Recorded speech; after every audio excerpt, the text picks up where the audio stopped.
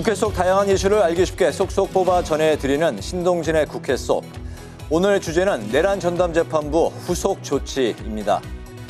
윤석열 전 대통령 계엄 관련 내란 전담 재판부 설치법이 지난 6일에 공포된 가운데 다음 주 법원이 전체 판사 회의를 열고 구성 논의 등 후속 조치에 들어갑니다. 위헌과 사법부 독립 침해 논란 등으로 야당 반발 속에 국회 문턱을 넘은 내란 전담 재판부법은 여전히 여야 간 첨예한 대립을 이어오고 있는데요. 자세한 소식 화면으로 만나보시죠.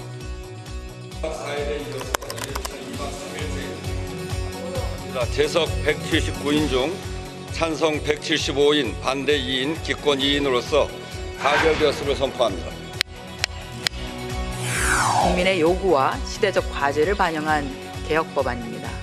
사법부의 독립성을 최대한 확보하는 한편 그간 제기되어 온 위헌 소지 또한 완전히 해소했습니다.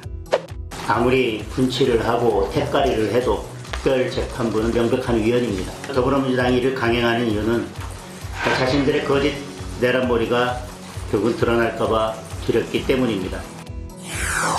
민원으로 지적된 거, 또는 전문가들이 지적하는 거, 아니면 영kim의 내란 전담 재판부의 가장 큰 특징은 조희대 대법원장의 입김을 차단한 것입니다.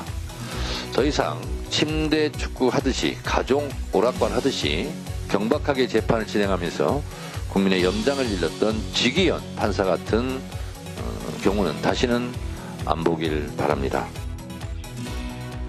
내란 전담 재판부 설치법은 서울중앙지법과 서울고법의 내란, 외환, 반란죄 또는 관련 사건 전담 재판부를 각각 2개씩 두도록 했습니다. 최종 수정 과정에서 앞서 대법원이 자체적으로 마련한 예규안을 상당 부분 반영했는데요.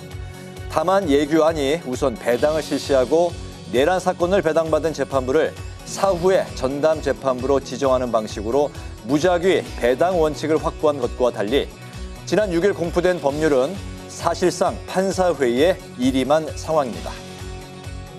이 사법행정 중에 가장 중요한 건 사건 배당입니다. 판사의 성향을 파악해서 어떤 판사한테 배당이 됐으면 좋겠다 해가지고 좀 여러 가지 좀 문제를 일으킨 경우가 많아요. 그래서 이제 무작위 배당을 하는 것인데 이 법은 사후에 특정 사건을 찝어가지고 재판부를 구성하겠다는 거예요.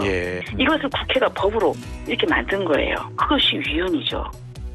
사실상 법원 내부에서 전담재판부를 전적으로 구성하도록 지금 법이 되어 있습니다. 그렇기 때문에 일각에서 논의됐던 위헌, 소지 이런 것이 완전히 제거가 됐다 이렇게 보고요. 또 무엇보다 재판부를 사전에 구성해야 되는데 그런 부분에 있어서도 2심에서 전담재판부를 구성을 하도록 했기 때문에 이 부분도 위헌 소지가 사라졌습니다.